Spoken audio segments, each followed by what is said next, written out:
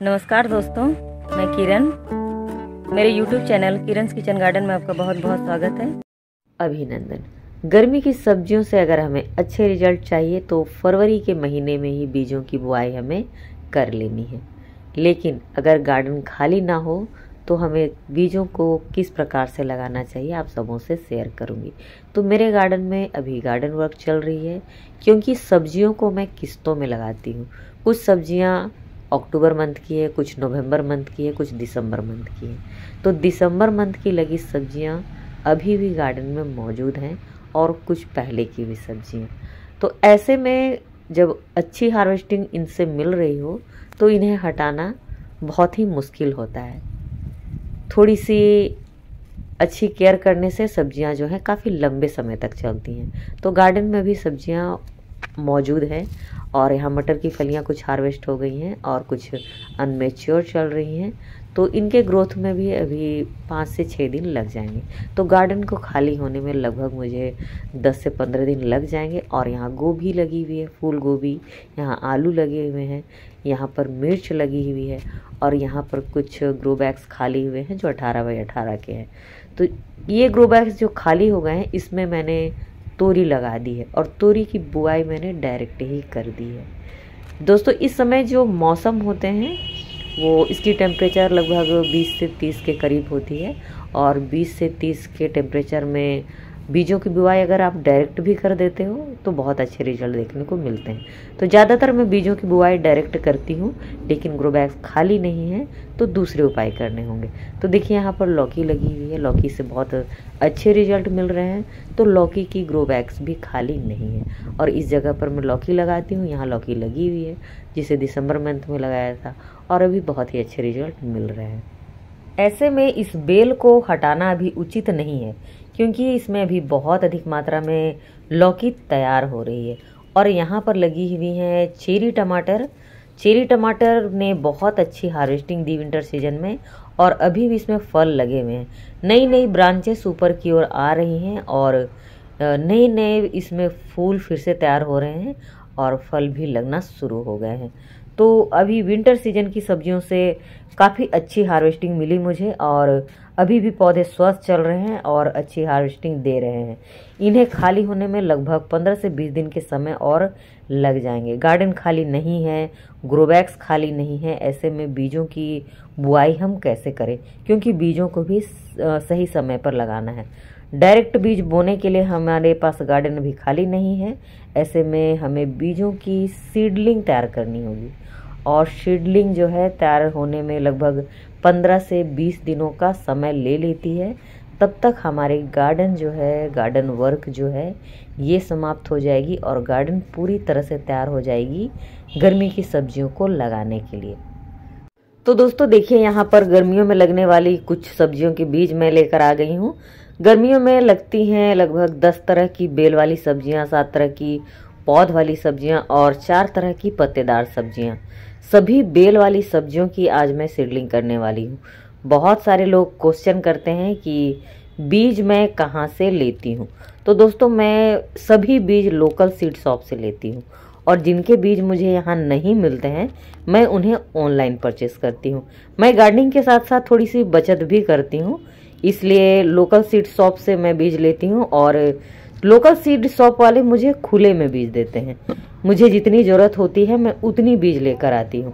बड़े बीज 4 रुपये पीस लेकर आती हूँ, जैसे करेला, लौकी, कद्दू, तोरी, ये सभी 4 रुपये पीस मिल जाती हैं। बाकी छोटे बीजों की छोटी छोटी पैकेट बनी होती है जो 10 रुपये पीस मिलती है, 20 रुपये पीस मिलती है।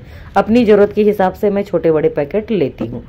ये जो पूरे बीज आप देख रहे हो मात्र 180 रुपये की है, जिसमें सीजन की लगभग 15 तरह की सब्जियां मौजूद हैं। दोस्तों, लोकल सीड शॉप वाले अपने जगह के क्लाइमेट के हिसाब से, मिट्टी के हिसाब से और वहाँ के किसानों के डिमांड के हिसाब से बीज मंगवाते हैं, जिनके रिजल्ट हमेशा अच्छे मिलते हैं और मुझे इसके रिजल्ट कभी भी आज तक ख़राब नहीं मिले हैं। तो मैं हमेशा कहूँगी कि लोकल सीड शॉप से ही बीज खरीदें, रिजल्ट आपको बहुत ही अच्छे मिलेंगे। तो चलिए बीजों को कैसे लगाती हूँ वो आप सबों को बताती हूँ। तो देखिए, बीजों को मैं सबसे पहले हल्दी के पानी में डुबोती हूँ 1 घंटे के लिए इनको है डुबोकर छोड़ देना है, क्योंकि इनमें जो केमिकल लगी हुई हैं इन बीजों में, उनके केमिकल भी धुल जाएंगे और फिर हल्दी के पानी में डुबोने से बीज जो है वो संरक्षित हो जाते हैं। उसके बाद इन्हें मिट्टी में लगाने से, मिट्टी में बीज डालने से वो खराब नहीं होती हैं और सभी बीज बहुत ही अच्छे से अंकुरित होती हैं। पौधा बहुत ही हेल्दी तैयार होता है। तो जितने ज़रूरत है उस हिसाब से मैं बीजों को हल्दी के पानी में डाल रही हूँ और कुछ बीज मैं छोड़ रही हूँ, क्योंकि सीजन की सब्जियों को मैं 2 बार लगाती हूँ। तो कुछ बीज डाल दिए हैं, कुछ छोड़ दिए हैं और इसे 1 घंटे के लिए छोड़ देना है। अब बनानी है हमें इसके लिए सीडलिंग मिक्स।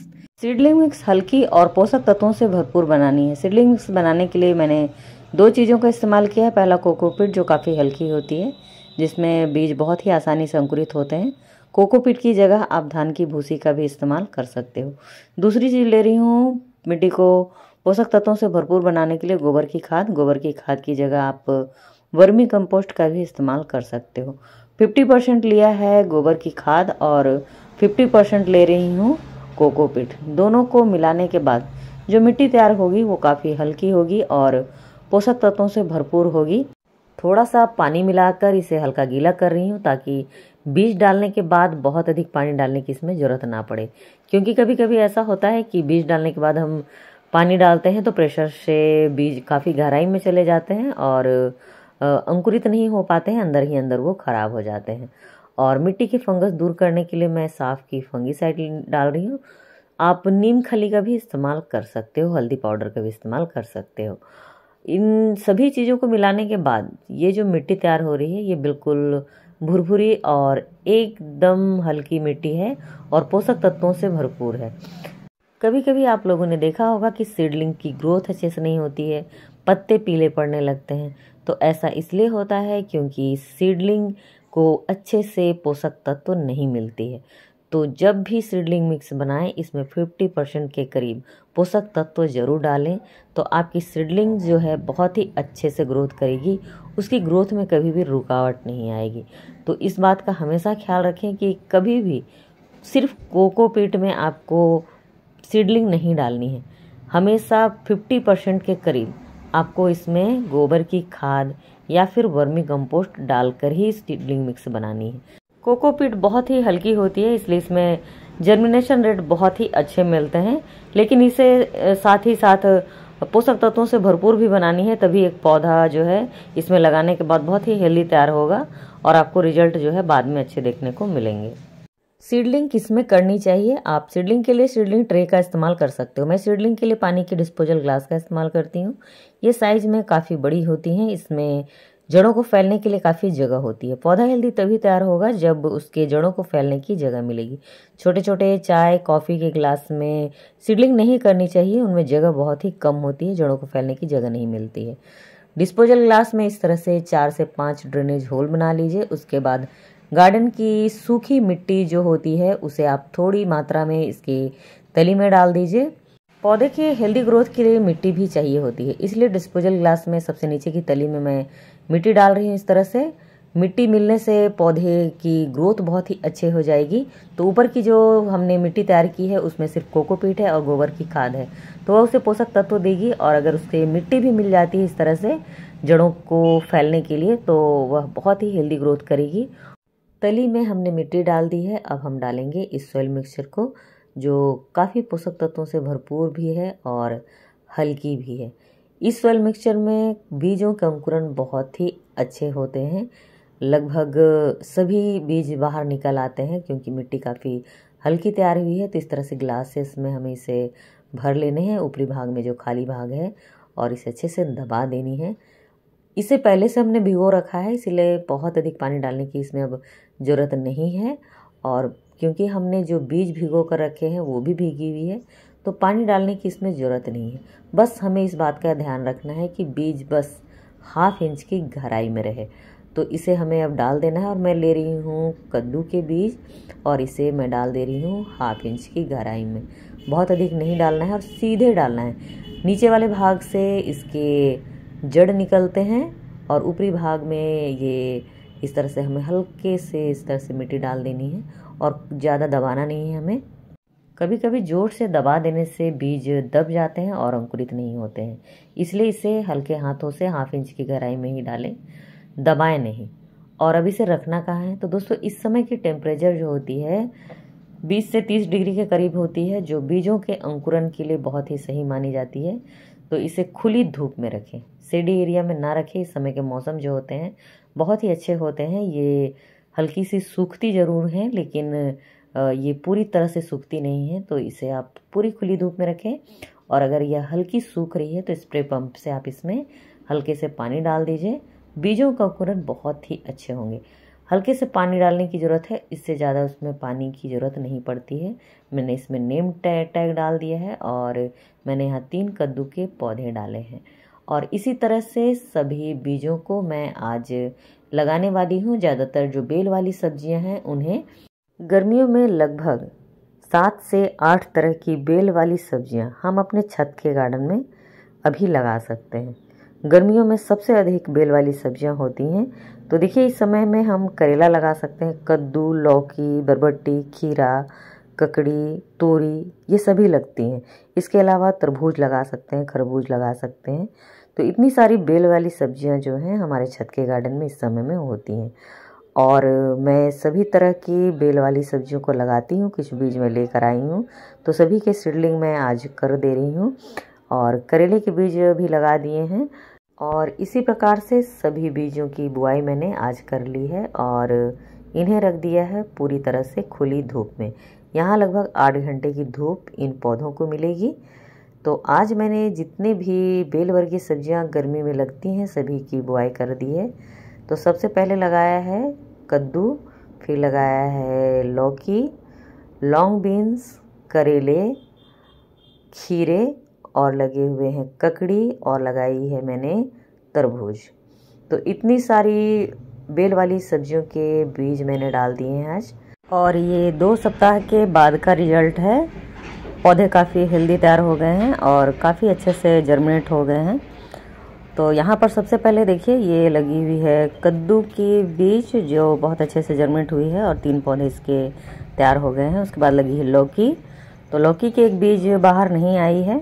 और यहाँ लगे हुए हैं लॉन्ग बीन्स, इसके सभी बीज बहुत ही अच्छे से जर्मिनेट हुए हैं। उसके बाद लगे हुए हैं करेले, करेले की एक बीज बाहर नहीं आई और थोड़ी सी यहाँ पर उठी लग रही है, शायद बाद में निकल आए।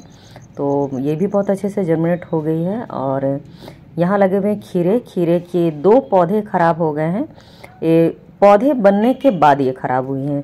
तो मैं 1 वीक से नहीं थी, तो शायद उन्होंने, जिन्हें मैंने पानी देने के लिए बोला था, शायद उन्होंने बहुत प्रेशर में पानी दिया है, तो पौधे जो है वो टूट गए हैं और गिर गए हैं। और यहाँ लगी हुई है ककड़ी, और ककड़ी के भी लगभग सभी बीज निकल आए हैं। एक निकल ही रही है और एक नहीं निकली है, वो भी निकल आएगी। और यहाँ पर हैं तरबूज के 5 बीज डाले थे, जिसमें से 2 नहीं निकली हैं और 3 बाहर आ गई है। 2 कुछ दिन वेट करती हूँ, शायद निकल आए। तो कई गलतियाँ हो जाती हैं हमसे, जिसकी वजह से 100% रिजल्ट जो है नहीं मिल पाते हैं। कभी कभी बीज भी ख़राब होती है, कभी कभी हम सही ढंग से पानी नहीं डालते हैं, कभी कभी बीज गहराई में चली जाती है, तो कुछ भी रीज़न हो सकते हैं, लेकिन 100% रिजल्ट नहीं निकलती है। तो बीज बहुत ही अच्छे से जर्मिनेट हो गए हैं, जो नहीं हुए हैं उनके बदले में मैं दूसरे डाल दूँगी। तो दोस्तों आज की वीडियो में बस इतना ही। वीडियो अच्छी लगी हो तो लाइक करें, सब्सक्राइब करें, कमेंट भी करें। मिलते हैं नेक्स्ट वीडियो में, तब तक के लिए नमस्कार।